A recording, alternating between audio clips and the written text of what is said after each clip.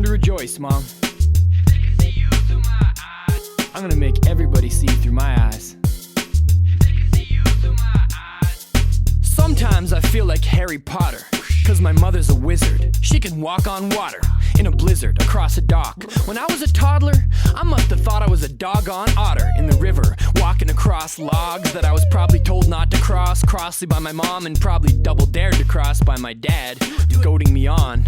Somehow I always knew that I was hardly in danger though, 'cause my mother's love was like a guardian angel. So my brother and I knew to come running out the thistle when she would put her fingers in her mouth and whistle. She always had the makings of a master business manager. They also call me master, but in fact I'm just an amateur. When I was a grad, all I had was peace and quiet, while she lived in a house where she had to police riots, with 3 little kids, grilled cheese on the griddle, fights to be settled, and a thesis in the middle. And somehow she still brought home the dean's medal. She still found peace like a Japanese riddle. So what is the sound of one hand clapping? It's the sound of her political detractors laughing. It's the sound of my dad trying to practice rapping. It's the sound of paradox, the definition of impossible. You need only consider it to get philosophical. Now raise your voice and get a little bit spiritual. Broke ministries pray for Joyce instead of a miracle. And I know her new staff is aware of inheriting the same inherent magic that was there in her parenting. Why else do you think all of Victoria was so afraid to cross the will of the Wallop warrior?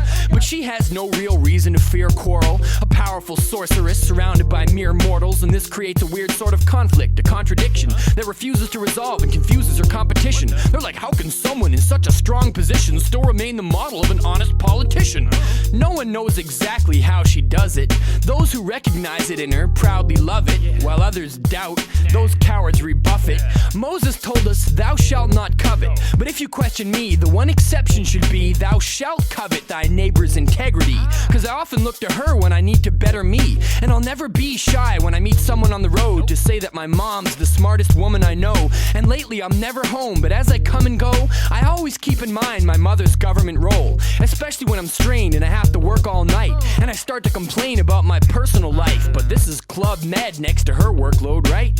It keeps my introspective job in perspective. I've been ignored lots, but I've never been protested by angry mobs who are not interested in hearing how their taxpayer dollars have been invested, especially when the opposition's doctrine has been ingested like cough medicine since the last provincial election. So I'll say it slow and simple, like I'm Robert De Niro. My mother's my hero.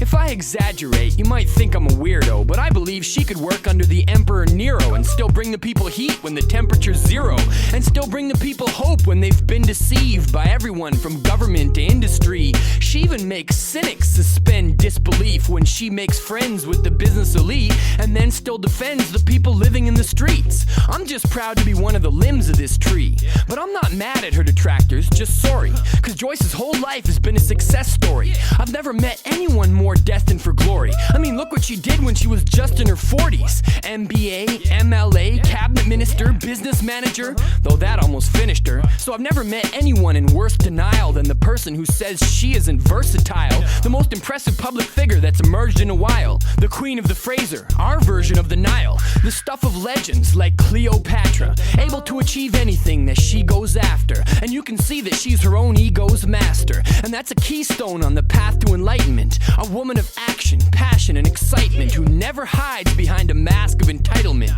And this is vital in this civic assignment, in this critical time, in this political climate, when the liberal mind lives in a cynical environment. Joyce is our beacon of light, and we can shine it on people at night, and they can seek and find it. And it's plain to see that she's patient and even-minded, and speaks respectfully to people, even when they've been blinded by flagrant lies and propaganda machines. Sometimes it makes me want to throw my hands up and scream, but Joyce never seems vexed when she has her hands full with each next crisis or media scramble. She sees each challenge as a chance to lead by example, and that's why she's so badly needed by Campbell. 'Cause she keeps her energy grounded and soft, even when everyone around her is lost. So let's have a thunderous round of applause for my beautiful mother, who's down for the cause. I wish I was there to hear the sound, but I'm not. Thanks for everything, Mom. I think it's my turn now. Let me sing you a lullaby. Like this. If they could see you through my eyes, I know they would recognize you as a role model. If they could see you through my eyes, I know they would trust you with the tribe survival. If they could see you through my eyes, I know they would recognize you as a role model. If they could see you through my eyes,